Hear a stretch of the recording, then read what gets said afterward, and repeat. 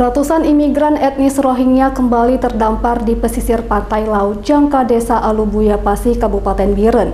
Saat ditemukan nelayan, mereka dalam kondisi lemah dan menyebar di sekitar pantai.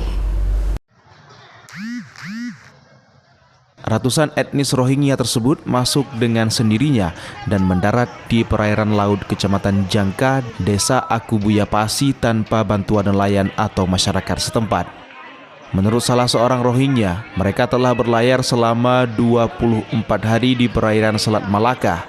Mereka terdiri dari 58 laki-laki dewasa, 21 perempuan dewasa, dan 35 orang anak-anak.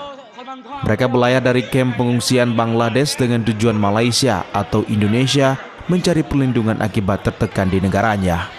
Menurut warga, penemuan 114 jiwa imigran Rohingya ini berawal ditemukannya satu unit kapal tanpa awak di perairan Jangka sekitar pukul 2 Minggu dini hari.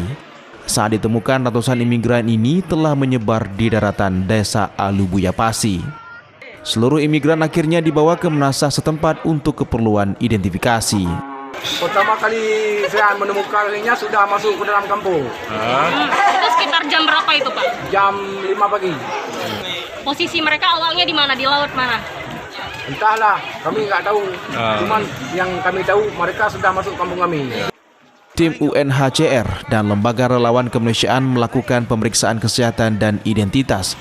Mereka selanjutnya dibawa ke penampungan sementara imigran Rohingya di Balai Latihan Kerja BLK yang berada di Menasahme, Kandang, Kota Lusmawe. Dari Kabupaten Biren, Muhammad Jafar Yusuf, iNews melaporkan.